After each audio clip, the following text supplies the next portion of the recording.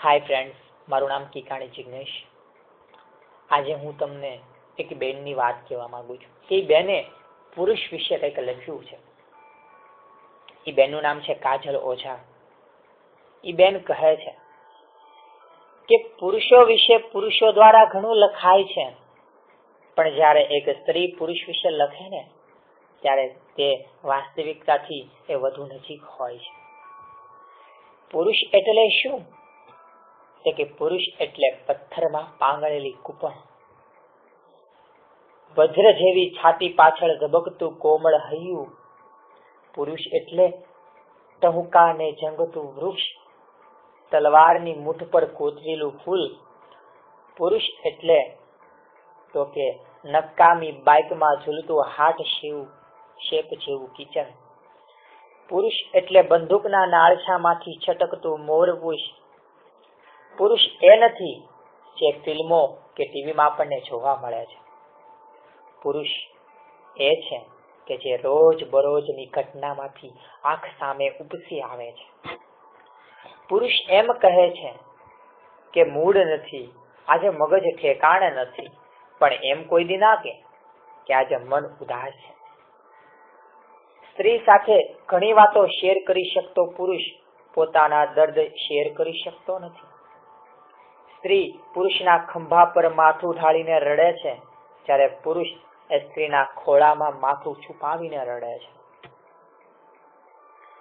જેમ દુનિયાભરની સ્ત્રીઓને પોતાના પુરુષના એ શર્ટ ઉપરના બટન જે ઢાંકવામાં જે મજા અને રોમાંચ થાય છે ને, એ જ વખતે એ સ્ત્રીને ગળે લગાડી લેવાનો રોમાંચ પુરુષોમાં પણ થતો હોય છે.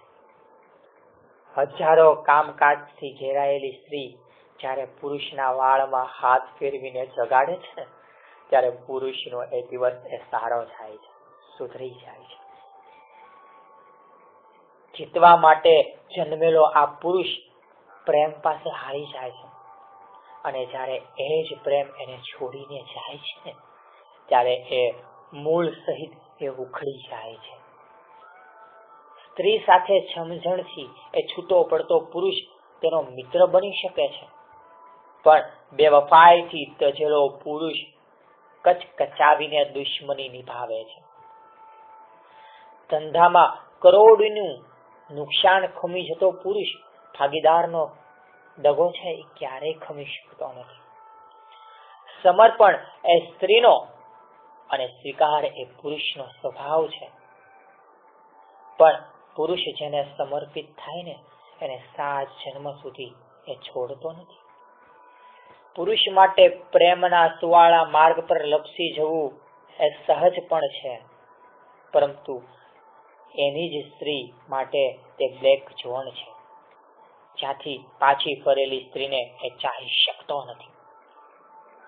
પરણવું અને પ્રેમ કરવો એ સ્ત્રી માટે એક વાત હોઈ શકે, પરંતુ પુરુષ માટે નથી.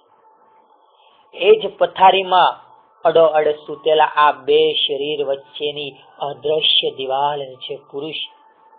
એ ગુંગળાતો રહે છે પણ ક્યારેય ફરિયાદ કરતો નથી. પુરુષને સમાધાન ગમે છે, પણ જો એ સામા પક્ષેથી થતું હોય તો ગમે તેવો જુઠ્ઠો, લબાડ, ચોર, લંપટ, દગાખોર પુરુષ પણ પોતાની પરિવાર સાથે એ સરળતાથી સગૃહસ્થ જ હોય છે. સ્ત્રીનું રુદન એ ફેસબુકની દીવારને ભીંજવતું હોય છે, પણ પુરુષનું રુદન એના ઓશિકાની કોરને પણ પલાળવા દેતું નથી. કહેવાય છે કે સ્ત્રી સાથે પ્રેમ થી કરો તો સમજવાની જરૂર નથી, પણ હું કહું બસ પુરુષને સમજી લો, આપો આપ ચાહવા લાગશો. કિકાણી જિગ્નેશ મેરા નામ और था मेरे दोस्तों के छोटा सा पैगाम. हाय फ्रेंड्स, મારું નામ કિકાણી જિગ્નેશ.